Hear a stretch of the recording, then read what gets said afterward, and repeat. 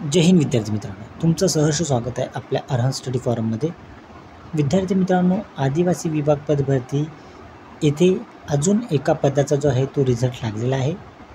कोणत्या विभागाचा रिझल्ट लागलेला आहे संपूर्ण गोष्टी आपण या व्हिडिओमार्फत चर्चा करणार आहोत। तत्पूर्वी जर विद्यार्थी मित्रांनो तुम्ही नवीन असाल चॅनलवर तर चॅनलला आवर्जून सबस्क्राईब करून घ्या, जेणेकरून तुम्हाला अशाच पद्धतीचे अपडेट्स आहेत ते तुम्हाला वेळोवेळी मिळत जातील। विद्यार्थी मित्रांनो, आदिवासी विभाग पद भरतीचा निकाल जो आहे तो जो ठाणे विभाग आहे त्यातील लागलेला आहे। ठाणे विभाग फर्स्ट आणि ठाणे विभाग सेकंड असा रिझल्ट लागलेला आहे। तो रिझल्ट आपण आता पाहणार आहोत।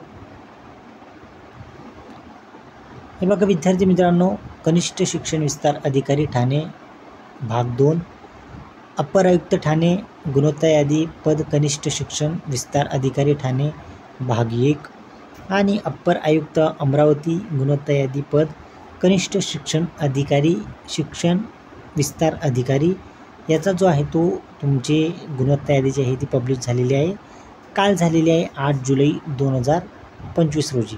आपण ती यादी पाहूयात। तुम्ही तुमचं नाव चेक करू शकता। तुम्ही जर या विभागासाठी फॉर्म भरला असेल तर तुम्ही आवर्जून आपलं नाव चेक करू शकता। तुमचा स्कोर किती आला किंवा तुम्ही किती मार्क्स आले ते तुम्ही कमेंट बॉक्समध्ये सांगायचं आहे।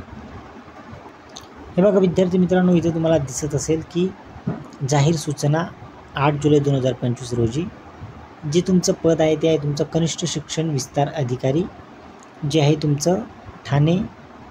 इथे जर तुम्ही फॉर्म भरला असेल तर अप्पर आयुक्त आदिवासी विभाग ठाणे विभागातील कनिष्ठ शिक्षण विस्तार अधिकारी या संवर्गाची लेखी परीक्षा जी आहे ती किमान 45% प्राप्त करणारे विद्यार्थी यांची गुणवत्ता यादी जी आहे ती संकेतस्थळावर प्रसिद्ध करण्यात आली आहे। म्हणजे जर तुम्हाला 45% गुण जर अचीव होत नसतील तर तुमचं नाव त्या लिस्टमध्ये येणार नाही।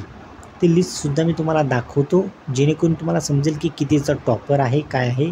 परीक्षा ही IBPS मार्फत घेण्यात आली होती। त्यांनी अजून एक अप्पर आयुक्त आदिवासी विकास ठाणे इथे एक अजून त्यांनी विषय दिलेला आहे, तो म्हणजे काय तर पदभरती 2025 म्हणजेच जी तुमची गुणवत्ता यादी आहे ती संकेतस्थळावर उपलब्ध झालेली आहे। आता आपण ती जी यादी आहे ती पाहणार आहोत, जेणेकरून तुम्हाला समजेल की कट ऑफ किती लागू शकतो।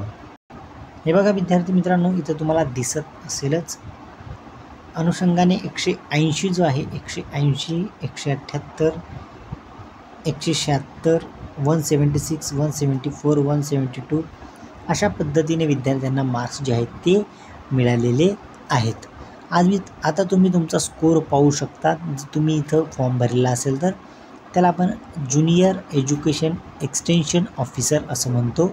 या पदासाठी जर तुम्ही फॉर्म भरला असेल तर आवर्जून तुम्ही चेक करून घ्यायचं आहे। ही लिस्ट मी आपल्या यूट्यूब जे आपलं ऑफिशियल टेलिग्राम चॅनल आहे तेथे मी या लिस्टसुद्धा पब्लिश करून देईल, तिथून तुम्ही ती इझिली डाउनलोड करू शकतात। चला विद्यार्थ्यांना आता मी तुमची रजा घेतो। जय हिंद।